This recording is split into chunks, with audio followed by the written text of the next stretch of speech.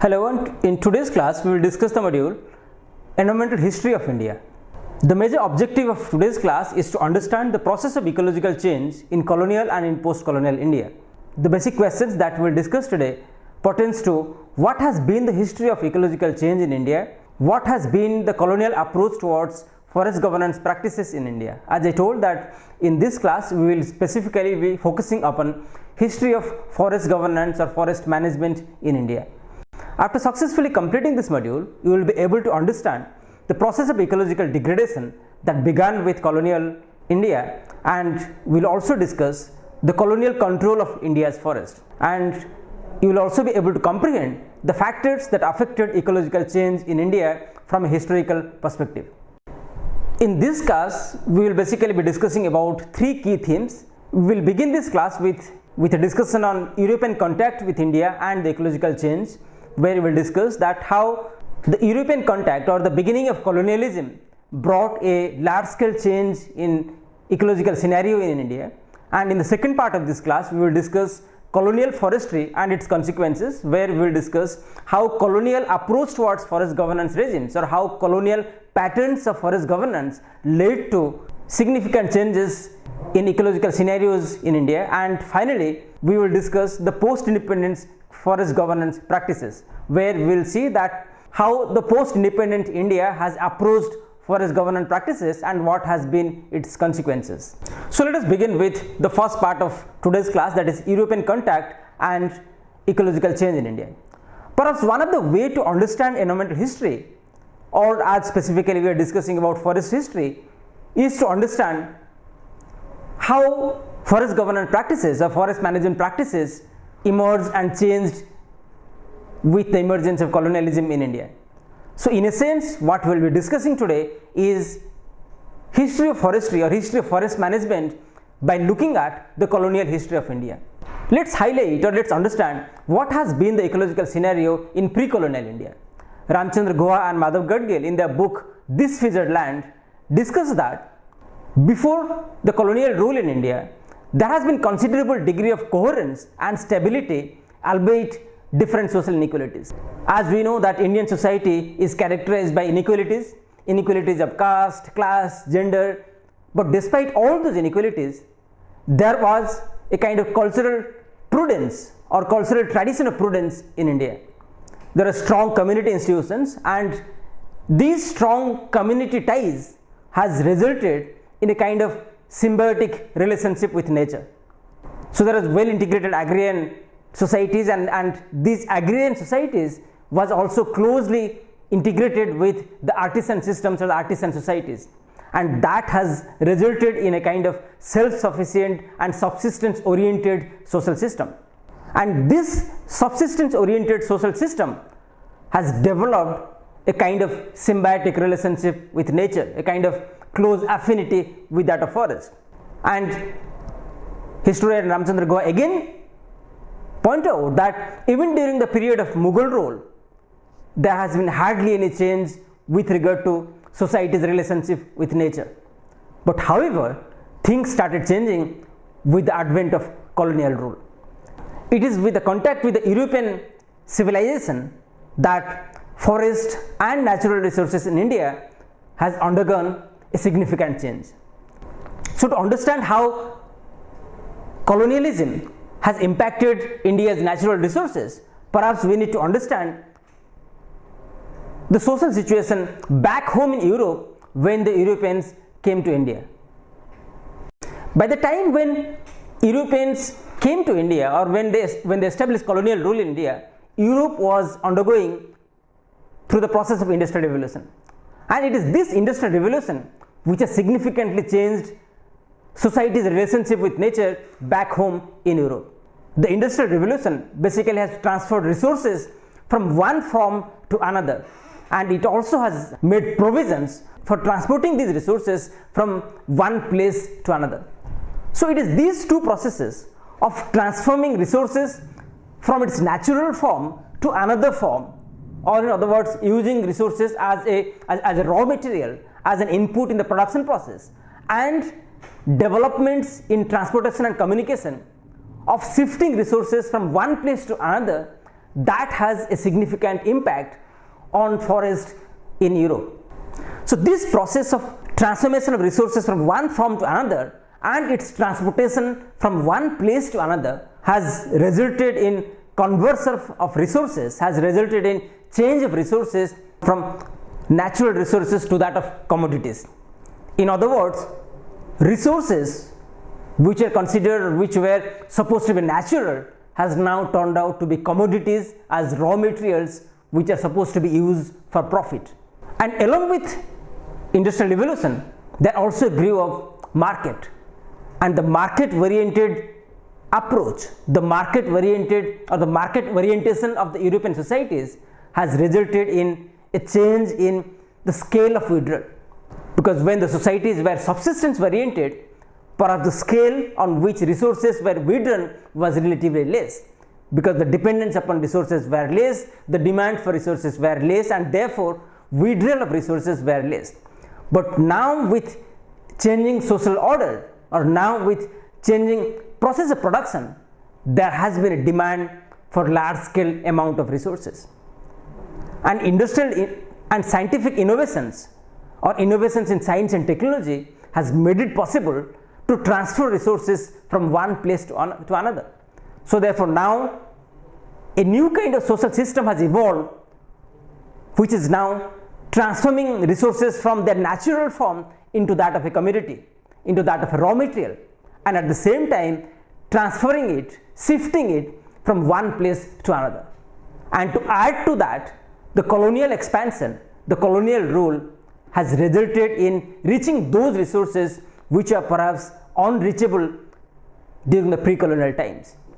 So in that sense, when British colonialism expanded, along with political control, there was also a control over the forest, a control over the nature. So in that sense, colonialism is not just about economic control, colonialism is not just about political control. Colonialism from an environmental history perspective is an expansion of power over the nature. Colonialism is capturing nature, or colonial expansion was about capturing the forest. So this change in pattern of material flow from one place to another, and this global reach of British colonialism to natural resources or nature of new areas, that has significantly changed the amount of resources or the scale of withdrawal of natural resources, the amount of resources that are withdrawn from nature. We may identify several changes that took place in nature, several ecological changes that happened because of colonial expansion. First of all, there is a change in use and ownership of non-cultivated land. In the subsistence oriented social system, non-cultivated land, or in which no agricultural activities is carried out, those kind of land were mostly considered as village commons upon which the community has a large scale dependence. But now with market orientation or with emergence of an industrial mode of society, these village commons or the common land, non-agricultural land, has been now converted as private lands upon which some kind of economic activity, economic entrepreneurship can be carried out. So therefore, colonialism or expansion of colonialism has resulted in change of ownership of village commons in India. The land which were earlier under the control of the community, control of the village society, they are now transferred to colonial powers. And along with this, there emerged an elite control of natural resources. The local elites or the colonial elites, they established their control over natural resources. So the natural resources, the village common lands, which were previously in pre-colonial times were under the control of the village society, and which made the dependence of the village society, are now being captured by the colonial elites, and the process of privatization of the commons, privatization of the village common land began from this period onwards. So this process of privatization of the commons has had a great impact both on natural resources of India, especially the forest, as well as that of the local community, which had had a significant dependence upon the forest. So that led to a gradual conversion of community owned and community controlled resources grazing lands and forests, perhaps whatever it is, into properties of colonial elites or the colonial state. So there is a gradual conversion, there is a gradual transfer of property from that of the village community to the colonial state or the colonial elite. And the properties that we are talking about, the resources that we are talking about, were earlier considered as common properties, the common land. But with advent of colonialism, a process of privatization emerged over this common land, and the colonial elite captured this common land for private gains or for capitalist gains. As I just mentioned, that to understand the colonial approach towards Indian natural resources or the colonial treatment of India's forest, perhaps we should understand what kind of changes that British was undergoing at the time when colonialism started in India. Perhaps the Industrial Revolution back home in Europe has led to a transformation in resources or transformation in resource gathering and food production for subsistence to that of gathering, production and transportation of resources to be used as commodities. So the roots of change has already germinated back home in British soil of transforming resources into commodities, of transforming a self-sustained village society into that of a market-oriented capitalist society. Along with that, there is also another kind of change which was taking place in Britain, that is the proportion of population that is engaged in subsistence cultivation was also reducing in a very great extent. So gradually the British society was becoming an industrial society or becoming a commercial society, and that has a significant impact on Indian society because of the colonial expansion. So this privatization of the village commons or transformation of a subsistence oriented society to that of a market oriented society has resulted in breaking down of cohesive agrarian society, that has resulted in breaking down of cohesive self-sustaining agrarian society which perhaps has lived in harmony with nature. And the rising individualism, the rising capitalism that not only changed the social system, that not only changed the social order, but also has resulted a far-reaching change, far-reaching consequences on ecological resources or forest resources of India. And gradually market emerged as the focal point for organizing access to resources. While previously, what Ramchandra Goa highlights, during the pre-colonial times, while it is cultural norms of prudence that guided access to resources, that governed access to resources, now in colonial India, it is a market which guided access to resources. And this market oriented access to resources that had a significant consequence on India's forest and natural resources. And therefore, Ramchandra Goa and Madhav Gadgil has aptly said that colonialism may be considered as an ecological watershed in India. It is not just a political and economic control of India, but also it is a process of capturing India's natural resources. Perhaps capturing natural resources, controlling India's forest was one way of expanding British power of India. It was one way of expanding colonial power in India. So therefore state making by capturing the forest or state making by controlling the forest was one of the colonial strategy of both controlling and capturing the natural resources as well as controlling and capturing the society, economy and polity in India. To quote Madhav Gadgil and Ramchandra Goa from their book This Fissured Land, by around 1860, Britain has emerged as the world leaders in deforestation, devastating its own woods and the forests of Ireland, South Africa and northeastern United States to draw timber for shipbuilding, iron smelting and farming. Upon occasions, destruction of forest was used by British to symbolize political victory.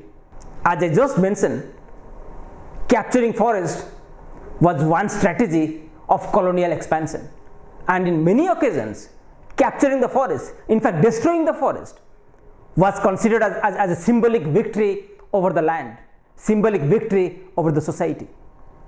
So therefore, Ramchandra Goa aptly says that colonialism was an ecological watershed in India, because significant ecological change, significant environmental change took place because of colonial control and colonial capture of India's forest. It is the colonial treatment of India's forest, colonial approach of governing India's forest, that has resulted in far-reaching consequences both on natural resources of India as well as the rural communities, the self-sustaining, self-governing rural communities which has depended upon these resources for their livelihood and which has developed a kind of prudence, a kind of symbiotic relationship over these natural resources. So therefore, along with destruction of resources, along with destruction of forest, there is also a breaking down of symbiotic relationship with forest. There is also a breaking down of the self-sustaining village society or agrarian society. So in their book, This Future Land, Madhav Gadgil and Ramchandra Goa identify three specific factors, three specific reasons which can be accounted for large-scale deforestation during the colonial rule. So colonial rule has resulted in large-scale deforestation because of three specific factors. First, what they say that Indian timber emerged as a basic alternative to the British oak or the oak tree for building ships for the Royal Navy. So therefore, it is the British ship making activity, or it is the dependence upon the Indian teak trees to build the British ships that resulted in large scale deforestation, large scale cutting down of India's teak trees. Because as we know that during the colonial time, British was fighting a lot of wars, so therefore there was a need, there was a requirement to expand the British Navy. So it is this expansion of the maritime power, or it is this maritime expansion or expansion of the British Navy that has resulted in large scale degradation of India's forest, because it is these teak trees which are withdrawn from India and Burma or the present day Myanmar that resulted in large scale degradation or destruction of India's forest. Because by then perhaps the oak trees of Britain which are used to build the ships, which are used in the British Navy, perhaps that has got over, and Indian teak varieties or Indian teak plant that has emerged as a best suited alternative. The second factor for which large scale deforestation took place during colonial rule is that of revenue generation from forest. Because perhaps by then the central aim of the colonial rule was to expand the revenues from Indian soil, and therefore to generate more and more revenue, large scale forests were deforested, trees were felled, and the forest land was converted into agricultural land for the purpose of gaining more and more agricultural revenue. Because forests were considered as an obstruction, as an obstacle to agriculture and a bar to prosperity of the empire. So to gain more prosperity for the empire, to gain or to increase their land revenue, British undertook large scale deforestation and converted the forest land into agricultural land. And the third factor for deforestation during British rule, what Ramchandra Goa mentions, is that of construction of railways. Because the Indian varieties of sal, teak and deodar, these three trees were extensively used to prepare the railway sleepers. And as British expanded the railway network in India, that resulted in cutting down of many of these trees and using the trunks of these trees, using the teak, using the wood from these trees for constructing the railway networks. And not only for constructing railway networks, forests were also destroyed to use them as, or to use them in place of coal, because the railways that time were steam engines, and to run these railways,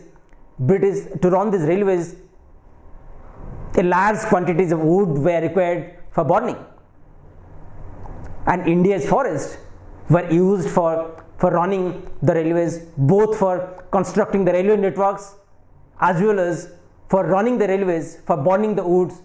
Large scale deforestation was also done. So to summarize this part of the class, what I am trying to say that it is the colonial rule that has resulted in large scale ecological degradation in India, and therefore Ramchandra Guha aptly says that colonialism may be considered as an ecological watershed, and colonial expansion in India may not be considered or may not be just understood as expanding British power over the Indian economy and polity or Indian soil, but also perhaps more importantly controlling India's forest, and perhaps capturing India's forests, controlling the natural resources that benefited the British industries was one of the objectives for colonial expansion in India, and therefore India's environmental history essentially points towards colonial expansion, point towards colonial extraction and colonial destruction of India's forests.